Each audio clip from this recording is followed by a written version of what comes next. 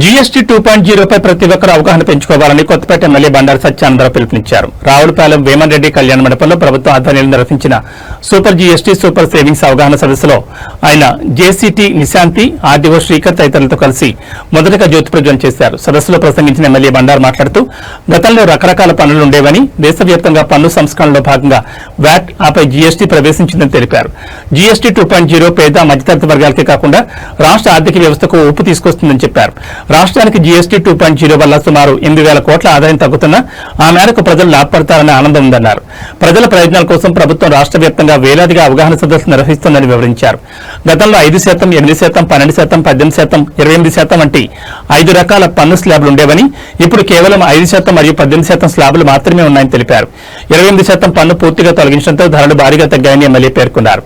వ్యవసాయ రంగానికి సంబంధించి పాలు, పన్నీరు, డ్రిప్, బయో పెస్టిసైడ్, యంత్ర పరికరాలు వంటి వాటిపై పన్ను గణనీయంగా తగ్గిందని, కృషి ట్రాక్టర్ ధర 16,500 తగ్గుతుందని, టెలివిజన్ పై 3,500 వరకు తగ్గిందని చెప్పారు.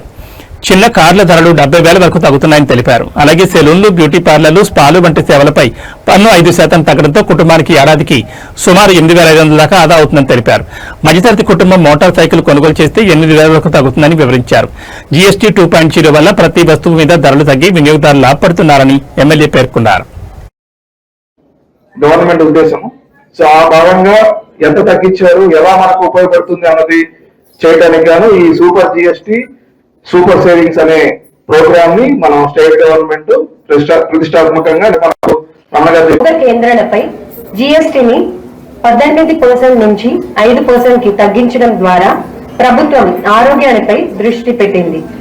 ఇది ప్రజలను క్రమమైన వ్యాయామం చేయడం, ఆరోగ్యకరమైన జీవన శైలిని అలవర్చుకోవడం మరియు నగరలో పనిచేసే ఉద్యోగులు మరియు విద్యార్థులకు ఇది ఎంతో ఉపయోగకరంగా ఉంటుంది. ఆరోగ్యవంతమైన దేశం అంటే కేవలం వ్యాయామం మాత్రమే కాదు, స్వదేశీ ఉత్పత్తులను ప్రోత్సహించడం కూడా. మీరు భారతీయ ఉత్పత్తులు కొంటే మన దేశ అభివృద్ధిలో మీరు నేరుగా. అలాగే వ్యవసాయ ఉత్పత్తులు కానీ నిత్యావసరాలు, కిరాణా కూడా 12-18% నుంచి కూడా 0%కి 5% వచ్చాయి. దానివల్ల ధరలు బాగా తగ్గుతూ ఉన్నాయి. ప్రతి వస్తువు మనం సామాన్యంగా వాడుకునే వస్తువులు, నిత్యావసరాలు, అదేవిధంగా కిరాణా, ఈ రెండు కూడా 100కి 99 రకాల వస్తువులు మీద ధరలు తగ్గుతూ ఉన్నాయి. 12% వస్తువు 0% కూడా అయింది. 18% వస్తువు 5% అయింది. అంటే 13%, 12%, 7% తగ్గుతూ ఉన్నాయి.